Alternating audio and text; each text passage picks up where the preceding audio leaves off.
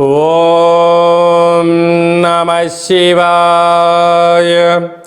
ఓం నమో నారాయణాయ. నరదృష్టి నివారణ, కర్మ నివారణ, సకల సంచిత కర్మ, ప్రారబ్ధ కర్మ, ఆగమిక కర్మ, దగ్ధ నివారణ, తులాభార కాల భైరవాయ నమో నమః.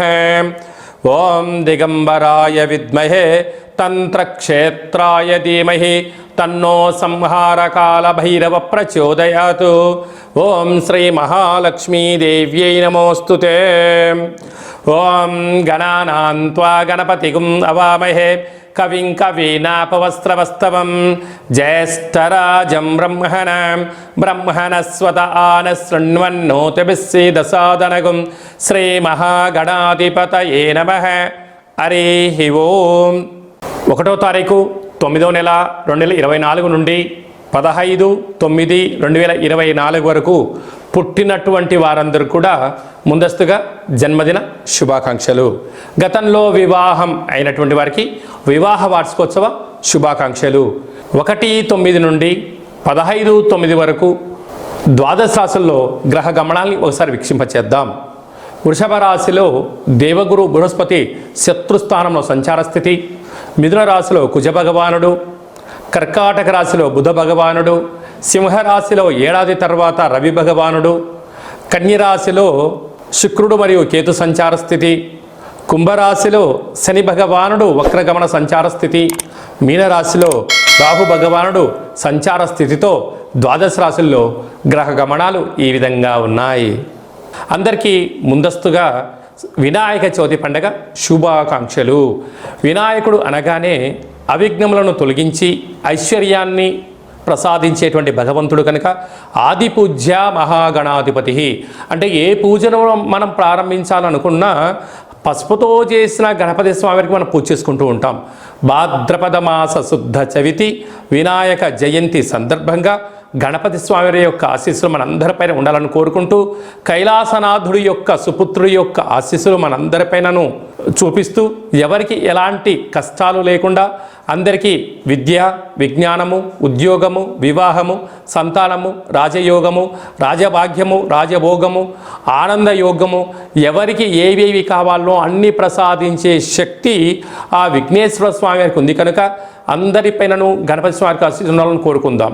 దయచేసి వినాయక చవితి రోజు సాయం సంధ్యాకాల సమయంలో ఎవరు దయచేసి ఆకాశంలో ఉండబడినటువంటి చంద్ర భగవానుని ఎవరూ దర్శించవద్దు. కారణం ఏమిటనగా మన కృష్ణ పరమాత్ముడు పాలలో గ్లాసులో చంద్ర భగవాను యొక్క దర్శనమైనందుకు ఆ సంవత్సరాంతము అనేక రకాలుగా చెయ్యనటువంటి నిందలను పడి అనేక రకాలుగా ఇబ్బందులకు గురయ్యాడు అని చెప్పి మనకు అనేక రకాల పురాణాలు చెప్తూ ఉన్నాయి. కనుక దయచేసి మనం ఎవరము కూడా చూడకుండా ఉండే ప్రయత్నం చేయండి. పరిస్థితుల ప్రభావం చేతనో ఏదో పరిస్థితుల ప్రభావం చూసినట్లయితే దగ్గరగా ఉండబడినటువంటి గణేశ స్వామివారి యొక్క మండపం దగ్గరికి వెళ్ళి అక్షంతలు వేసుకొని స్వామివారికి మనసారా దండం పెట్టుకోగలిగినట్లయితే ఆ యొక్క చంద్ర దర్శన దోషం తొలగిపోతుందని చెప్పి గమనించగలగాలి. వీలైనంత వరకు కలుషితము కానటువంటి అంటే రసాయనిక రంగులతో తయారు చేసినటువంటి వినాయకుడిని కాకుండా ఆర్గానిక్ సహజ సిద్ధమైన రంగులను ఏర్పాటు చేసినటువంటి గణపతి స్వామిని పూజించుకుందాం. భావి తరాలకి అంటే రాబోయేటువంటి రోజులలో కలుషితము లేనటువంటి చెరువులను కాపాడుకుందాం. ఎందుకనగా చెరువులో వేయడం వలన నీరు కలుషితమవడం, అందులో ఉండబడినటువంటి జలరాశులు అంటే చేపలు కానీ కప్పలు కానీ అనేక వానపాములు కానీ అవి మరణించకుండా కాపాడుకునే బాధ్యత మన అందరిపైన ఉందని చెప్పి కూడా గమనించగలగాలి. అలాగనే సంపూర్ణంగా మనము ఈ యొక్క గరికను, ఫలాలను, పత్రాలను, పుష్పాలను భక్తితో పూజ చేసుకుందాం. గణపతి స్వామికి ఆశీస్సులు పొందుదాం. అనేక మందికి ఆదర్శంగా ఉందామని చెప్పి కూడా గమనించాలి. ధనుసు రాశి జాతకులు సోమవారం అమావాస్య, సోమవతి అమావాస్య సందర్భంగా, మంగళవారం అమావాస్య కాళామావాస్య సందర్భంగా, అష్టమి బుధవారము కాళాష్టమి సందర్భంగా ఎలాంటి విధులను పాటించాలో ఈ వీడియోలో సవివరంగా సంపూర్ణంగా తెలుసుకుందాం. ధనుసు రాశిలో ఏ నక్షత్రాలు వస్తనగా మూలా నక్షత్రంలోని 4 పాదాలు, పూర్వాషాఢ నక్షత్రం 4 పాదాలు, ఉత్తరాషాఢ నక్షత్రంలోని 1 పాదం కలిపితే ధనుసు రాశి అవ్వడం జరుగుతుంది. అలాగే చాలామందికి పుట్టినటువంటి కాల సమయంలో డేట్ ఆఫ్ బర్త్లు సక్రమంగా లేనటువంటి కారణం వలన పేరు యొక్క మొదటి అక్షరాన్ని అనుసరిస్తూ ఆ రాశిని తెలుసుకునే ప్రయత్నం చేద్దాం. ఏ, యో, బా, బి, బు, ధ, బా, డా, బే అక్షరాల వారందరూ కూడా ధనుసు రాశి జాతకులే. ధనుసు రాశి యొక్క పరిస్థితి కాలమానంగా మనం అనుకూలించినట్లయితే అర్ధాష్టమ రాహు చేత, సప్తమంలో కుజుడు చేత, అష్టమంలో బుధుడి చేత స్వల్పమైనటువంటి అంతర్గతమైనటువంటి బహిర్గతమైన మనోవేదనకు గురయ్యేటువంటి పరిస్థితి అధికంగా ఉంది. కనుక సోమవారం అమావాస్య, సోమవతి అమావాస్య, మంగళవారం అమావాస్య, కాళ అమావాస్య, బుధవారం అష్టమి, జ్యేష్ఠానక్షత్ర సందర్భంగా ఇలాంటి కాల సందర్భంలో కూష్మాండ దీపాన్ని వెలిగించడం లేకపోతే నారికేల దీపాన్ని వెలిగింపచేయడం వలన సంపూర్ణమైనటువంటి శత్రు సమస్య, రోగ సమస్య, అనారోగ్య సమస్య తొలగిపోతుందని ఆ దీపాన్ని వెలిగించి యథాశక్తిగా షోడశ ఉపచార నైవేద్యాలు పెట్టిన తర్వాత వీలైతే చాకలి వాళ్ళకు దానం చేయండి, లేకుంటే దానం చేయించండి. మీకు చాలా మంచి కాలము అని చెప్పి గమనించగలగాలి. అదే కాకుండా తృతీయంలో శని భగవానుడు 30 సంవత్సరం తర్వాత వక్రగమనంలో ప్రయాణము చేయడం వలన తల్లిదండ్రులతో, అన్నాదమ్ములతో, అక్కా చెల్లెలతో పార్ట్నర్షిప్ వ్యవహార కార్యక్రమాలు, పై ఉద్యోగస్తులు, సహ ఉద్యోగస్తులతో స్వల్పమైనటువంటి ధనపరమైనటువంటి ఉద్యోగపరమైనటువంటి భేదాభిప్రాయాలు వచ్చే పరిస్థితి అధికంగా ఉంటుంది. అర్ధాస్తమ రాహు ఎంత కష్టపడినా నిన్ను వెతకనివ్వకుండా అనేక మంది మిమ్మల్ని ముప్పలు తిప్పలు పెట్టే పరిస్థితి ఉంటుంది. కానీ మీరు అధైర్యపడనక్కర్లేదు. 6వ స్థానంలో గురు సంచార స్థితి నిత్యము రుణ సమస్య, రోగ సమస్య, ఉద్యోగ సమస్య, అభ్రతతాభావంతో జీవనాన్ని పొందే పరిస్థితి చాలా అధికంగా ఉంటుంది. కనుక ఇలాంటి కాల సమయంలోనే దేవతారాధన, కాళభైరస్వామి యొక్క అష్టక పారాయణము, కాళభైరవ మంత్ర ఉపదేశం సాధన చేయడం వలన వీటన్ని తొలగిపోతాయని చెప్పి గమనించాలి. సాఫ్ట్వేర్ ఉద్యోగస్తులు, హార్డ్వేర్ ఉద్యోగస్తులు, సినిమా రంగాలు, యూట్యూబ్, వాట్సాప్, ఫేస్బుక్, క్రియేటివిటీ రంగాలు, నూతనమైనటువంటి కార్యక్రమాలు ప్రారంభించాలి అనుకునే వారు, విదేశాలలో ఉండబడిన వారు ఓపిక, సహనం, మీ జన్మ నక్షత్రం అలాగనే మీరు పుట్టినటువంటి రోజున కొన్ని విధి విధానంలో మౌనం, ధ్యానం, దానం వలన ప్రశాంతత, ఆరోగ్యం, విజయానికి తొలిమెట్టు అవుతారని చెప్పి గమనించాలి.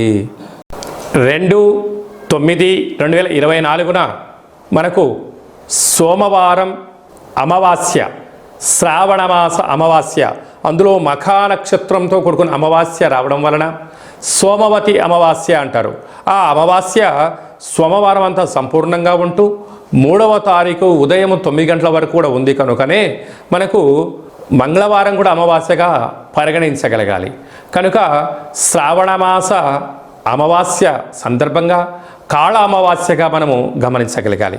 వీలైనంత వరకు ఇంటిలో శుద్ధి పెట్టుకోవడం, మన జన్మ నక్షత్రం, మన జన్మతిథి, జన్మరోజు ఆ రోజు వచ్చినట్లయితే వీలైనంత వరకు నీటిలో ప్రయాణం చేయకపోవడం, వాయు ప్రయాణాలు చేయకపోవడం, విశేషమైన గొడవలకు దూరంగా ఉండడం, మౌనంగా ఉండే ప్రయత్నం చేయగలిగినట్లయితే మనకు దుష్టగ్రహాల యొక్క దోషం తగ్గుతుందని చెప్పి గమనించగలగాలి. వీలైతే కాలాన్ని శాసింపజేసే శక్తి కాళభైరవ స్వామి వారికి ఉంటుంది. కనుక మనమందరము కూడా కాళభైరవ స్వామి యొక్క స్మరణ, ధ్యానము, కూష్మాండ దీపము, కాళభైరవ స్వామికి సౌభాగ్య ముడుపు కట్టుకొని హోమ కార్యక్రమంలో పాల్గొన్నట్లయితే మనకు అమావాస్య ఛాయలు, సోమవతి అమావాస్య ఛాయలు దోషం తొలగిపోతుందని చెప్పి కూడా గమనించగలగాలి. వీలైతే మీరు ఇంట్లో చేసుకోండి. కుదరకపోతే ఈ కింది నెంబరు సంప్రదించినట్లయితే మన యొక్క దేవాలయంలో అమావాస్యకు విశేషమైనటువంటి కాళభైరవ కాళ అమావాస్యకు సంబంధించినటువంటి హోమ కార్యక్రమాలు జరుగుతాయి. కనుక మీకు వాట్సాప్ కాల్ ద్వారా ప్రత్యక్ష ప్రసారాన్ని కూడా చూపించడం జరుగుతుందని చెప్పి గమనించగలగాలి. అలాగనే మనకు 7వ తారీఖున వినాయక చవితి పండగ. కనుక మనమందరము కూడా ఆది పూజ్య మహాగణపతి స్వామి వారి యొక్క పూజా కార్యక్రమాలని యథాశక్తిగా మనకు ఎంత శక్తి కలిగితే అంత శక్తిగా స్వామివారిని పూజ చేసుకుందాం. కలుషితం లేనటువంటి, రంగులు లేనటువంటి, రసాయనం లేనటువంటి వినాయక స్వామిని పూజిద్దాం. స్వామివారికి అటుకులు, బెల్లము, ఉండ్రాళ్ళు, లడ్డూ నైవేద్యాన్ని ఏర్పాటు చేసుకుందాం. స్వామివారి యొక్క ఆశీస్సుల కోసం మనం అన్ని విధాల మానవ ప్రయత్నం చేద్దాం. దయచేసి చంద్ర భగవానుణ్ణి దర్శించవద్దు అని చెప్పి మీరు గుర్తుపెట్టుకోవాలి. అలా విధి లేని పరిస్థితిలో దర్శించినట్లయితే ఈ కింది నెంబర్ సంప్రదించి మీ గోత్రనామాలు పంపించినట్లయితే ఆ యొక్క దోష నివారణకు మన యొక్క దేవాలయంలో ప్రత్యేకంగా పూజ చేయించి మీకు గరిక, అక్షంతలు, కంకణాన్ని పంపించడం జరుగుతుంది. కనుక దయచేసి 100కు 100% ఎవరు చూడవద్దు. తెలియని పరిస్థితిలో చూసినట్లయితే ఈ కింది నెంబర్ సంప్రదించండి. మీకు మంచి సలహా సూచన ఇచ్చి అష్ట కష్టాలకు మనము కేంద్ర బిందువు కాకుండా అష్ట ఐశ్వర్యం స్వాగతం పలకడానికి ఏమేం కావాలో సలహాలు సూచనలు ఇవ్వడం జరుగుతుందని చెప్పి గమనించాలి. అలాగనే మనకు 11వ తారీఖు భాద్రపద మాస శుద్ధ అష్టమి బుధవారము, జ్యేష్ఠ నక్షత్ర సందర్భము. ఇది చాలా ఒక 18 సంవత్సరాలకు ఒకసారిగా వచ్చేటువంటి బుధవారము, జ్యేష్ఠ నక్షత్రము, అందులో అష్టమి తిథి రావడము. అంటే వినాయకుడికి ఇష్టమైన రోజు బుధవారము, బుధుడి యొక్క నక్షత్రము జ్యేష్ఠ నక్షత్రము, అందులో అష్టమి తిథి రావడం అనేది చాలా అరుదుగా వస్తుంటుంది. కనుక మనం అందరము కూడా తంత్ర వరసిద్ధి మహాగణపతి స్వామి యొక్క పూజ చేసుకున్నట్లయితే వీలైతే ఈ మంత్రాన్ని స్మరణ చేసి ఏదైతే మనం కోరుకుంటామో దాన్ని విజయం సాధించడం జరుగుతుందని చెప్పి గమనించగలగాలి. మంత్రాన్ని చెప్తాను, ఒకసారి నోట్ చేసుకోండి. ఓం శ్రీం హ్రీం క్లీం గ్లౌం గం గణపతయే వరవరద సర్వ కార్యం. అంటే మనం ఏదైతే కార్యం అనుకుంటున్నామో ఆ కార్యం పేరు అనుకొని వశమానయ స్వాహ అనేటువంటి మంత్రాన్ని ఒక 27 సార్లు తగ్గకుండా రోజుకు ఒక 108 సార్లు ఈ మంత్రాన్ని ఉచ్చరింప చేయగలిగినట్లయితే మనకు కష్టాలన్నీ తొలగిపోయి ఐశ్వర్యానికి స్వాగతం పలుకుతూ ఆ పని మనకు అనుకూలించేటువంటి విధంగా తంత్ర తాంత్రిక వర కాల విఘ్నేశ్వర స్వామి యొక్క ఆశీస్సులు మనపైన ఉంటాయని చెప్పి కూడా గమనించాలి. ఈ విధంగా మనమందరము కాళభైరవ స్వామి యొక్క ఆశీస్సులు పొందుతాం, విఘ్నేశ్వర స్వామి యొక్క ఆశీస్సులు పొందే మానవ ప్రయత్నం చేద్దాం. ఇంకను ఈ యొక్క భాద్రపద మాసంలో మనం విజయం సాధించగలగాలి అన్నట్లయితే ఒక్కసారి ఈ పాత్రను చూసినట్లయితే ఈ యొక్క పాత్ర కంచు పాత్ర, కాళభైరవ స్వామికి అక్షయ పాత్ర అని చెప్పి గమనించగలగాలి. ఈ యొక్క అక్షయ పాత్రను మనం ఎలా సద్వినియోగపరచుకోవాలో ఒకసారి చూద్దాం. ఇలా ఒకసారి శబ్దం చేసినట్లయితే ఈ పాత్రలోంచి ఓంకార శబ్దం రావడం జరుగుతుంది.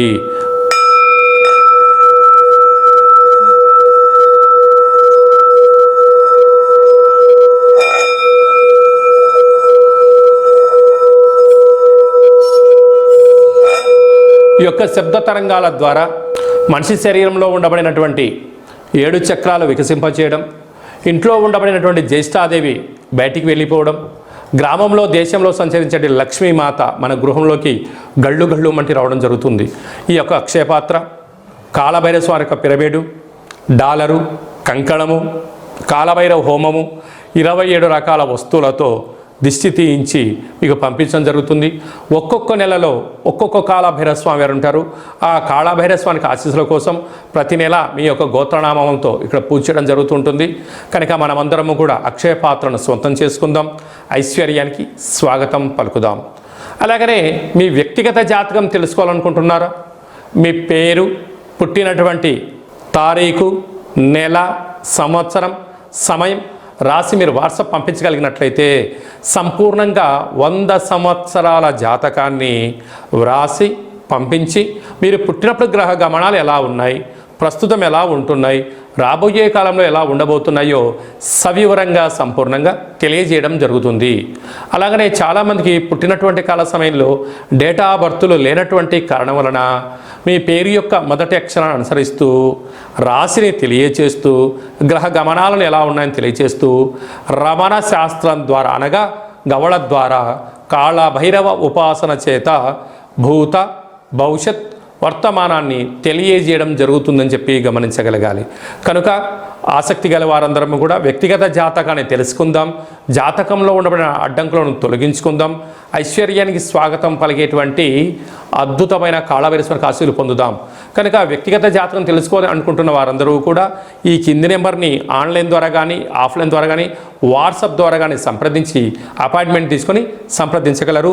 మీ యొక్క జాతకాన్ని సవివరంగా సంపూర్ణంగా తెలియచేస్తూ మన యొక్క దేవాలయంలో కాళభైరవ హోమం జరిగినప్పుడు జాతకం చెప్పించుకుంటున్న ప్రతి అందరికీ కూడా ఒక వీడియో కాల్ ద్వారా కాళభైరవ స్వామికి చూపించి ఆశీస్సులు కోసం ప్రయత్నం చేయడం జరుగుతుందని చెప్పి కూడా గమనించగలగాలి. ఇంకనూ విశిష్టత ఏమిటనగా వినాయక చవితి అనగానే అనేక మండపాలలో అలంకరణ, మండపాలు ఏర్పాటు చేసే విధానము వైవిధ్యభరితంగా ఉండడం జరుగుతుంటుంది.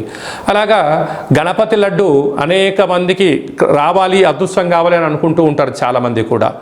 అలాంటి వారందరూ కూడా గతంలో లడ్డు కొన్న వారందరూ కూడా మన యొక్క దేవాలయంలో మీ పేరు నమోదు చేసుకున్నట్లయితే మీ యొక్క అంటే మన గ్రామము, మన పేరు, మన మండపము, ఏ సంవత్సరం మనం లడ్డు కొన్నాము అనేటువంటిది మీరు వివరాలు పంపించగలిగినట్లయితే గణపతి లడ్డు అనేటువంటి ఒక సర్వే మహోత్సవ కార్యక్రమం చేస్తూ ఉన్నాం. ఈ సంవత్సరం ఎవరైతే లడ్డు కొన్నారో వారందరికీ ఒక వేదికను ఏర్పాటు చేయడం జరుగుతూ ఉంటుంది. అనేక దేశాలలో కూడా లడ్డు వేలంపాట జరుగుతూ ఉంటుంది. అలాంటి వాళ్ళందరినీ ఒక ప్లాట్ఫామ్కి తీసుకొచ్చి ఒక ముఖాముఖి హిందూ ఆధ్యాత్మిక సమ్మేళన కార్యక్రమాన్ని చేయడం జరుగుతుంది. కనుక గత సంవత్సరంలో అంటే గత 20 సంవత్సరాలుగా మీరు ఎక్కడ లడ్డు కొన్నా ఆ సంవత్సరము మీ పేరు, గోత్రనామాలు రాసి మాకు వాట్సాప్ పంపించగలిగినట్లయితే ఆ సంవత్సరం లడ్డు కొన్నటువంటి వాళ్ళందరినీ కూడా ఒక వేదికపైకి తీసుకొచ్చి హిందూ ఆధ్యాత్మిక లడ్డు మహోత్సవ సమ్మేళనాన్ని ఏర్పాటు చేస్తున్నాం. కనుక గణేష మండపాల వారు, గతంలో లడ్డు కొన్నవారు ఈ కిందను సంప్రదించి మీరు మీ పేరు నమోదు చేసుకోగలిగినట్లయితే మీరు గతంలో లడ్డు కొన్నా ఇప్పుడు లడ్డు కొన్నా ప్రపంచానికి మిమ్మల్ని పరిచయం చేయడమే అంటే ఆన్లైన్లో ఆఫ్లైన్లో మన హిందూ ధర్మాన్ని యొక్క వేదికను బలోపేతం చేస్తూ చెయ్యి కలుపుకొని ముందుకు తీసుకెళ్లే ఒక ప్రయత్నం చేయడం జరుగుతుంది. కనుక మీరందరూ కూడా గణపతి స్వామివారి యొక్క మండపం యొక్క వివరాలు, లడ్డు కొన్న వివరాలను ఈ కింది నెంబర్ని సంప్రదించగలిగినట్లయితే మనమందరము కూడా మిమ్మల్ని అందరినీ ఆన్లైన్లో కోటి9 విఘ్నేశ్వర లడ్డుకు సంబంధించిన సర్వే కార్యక్రమాలు జరుగుతూ ఉన్నాయి. మనమందరం సర్వేలో పాల్గొందాం. లడ్డు కొన్న వారందరినీ ఒకే చోట చేరుద్దాం. వారి యొక్క సలహాలు సూచనలు తీసుకుందాం. రాబోయే కాలంలో మనందరం కూడా లడ్డు కొని గణపతి స్వామికి ఆశీస్సులు పొందుదాం. అలాగనే మీ అబ్బాయి కానీ అమ్మాయి కానీ ఎంత ప్రయత్నం చేసినా వివాహం అవ్వడం లేదా? మీ అబ్బాయి యొక్క పుట్టినటువంటి కాల సమయంలో గ్రహ గమనాల్లో ఎలాంటి యోగాలు ఉన్నాయి, ఎలాంటి దోషాలు ఉన్నాయో తెలుసుకొని ప్రయత్నం చేసినట్లయితే మంచి సంబంధాలు రావడం జరుగుతుంటుంది. వచ్చేటి వధువు కానీ వరుడు కానీ జాతకంలో గ్రహమైత్రి, జంతుకూటమి, గ్రహకూటమి ఎలా ఉంటుంది, వారికి వివాహ తదనంతరం ఎలాంటి యోగాలు ఉన్నాయి, ఎలాంటి పరిస్థితులు ఉంటున్నాయి కూడా మీకు సవివరంగా తెలియజేయడం జరుగుతుంది. కనుక మనమందరం కూడా జాతకాన్ని తెలుసుకుందాం. కష్టాల కడలకి ఫుల్ స్టాప్ చెప్దాం. ఐశ్వర్యానికి స్వాగతం పలుకుదాం. ఆ కాళభైరవ స్వామి యొక్క ఆశీస్సులు, విఘ్నేశ్వర స్వామి యొక్క ఆశీస్సులు పొందుదామని చెప్పి మనవి అందరికీ ఆశీర్వచనం. ఓం శతమానం భవతి శతాయు పురుష సతేంద్రియ ఆయుష్యేవేంద్రియే ప్రతిష్టతి ధనం ధాన్యం బహుపుత్రలాభం శత సంవత్సరం దీర్ఘమాయు సర్వే జనా సుఖినో భవంతు లోకా సమస్తా సుఖినో భవంతు సర్వం విఘ్నేశ్వరార్పణమస్తు. ఈ వీడియో మీకు నచ్చినట్టయితే లైక్ చేయండి, షేర్ చేయండి, మా ఛానల్ని సబ్స్క్రైబ్ చేసుకోండి. అందరికన్నా ముందుగా మీ వ్యక్తిగత జాతకం మీరు తెలుసుకోవాలనుకుంటున్నారా? అందరికన్నా ముందు మీరు మంచి రోజులు, ఎలాంటి విధులు పాటించాలో తెలుసుకోవాలనుకుంటున్నట్టయితే మా యొక్క ఛానల్ని సబ్స్క్రైబ్ చేసుకున్న తర్వాత గంట సింబల్ ప్రెస్ చేయండి. ఆల్ అనే బటన్ కూడా తెలియచేయండి. ఆధ్యాత్మికమైన ఈ యొక్క కార్యక్రమాన్ని భగవద్బంధువులకు, మిత్రులకు, స్నేహితులకు మీ క్షేమాన్ని ఎవరైతే కోరుకుంటున్నారో, మీరు ఎవరి క్షేమాన్ని అయితే కోరుకుంటున్నారో వారికి ఈ వీడియోను ఫార్వర్డ్ చేసి భగవంతుడి యొక్క ఆశీస్సులు పొందగలరు.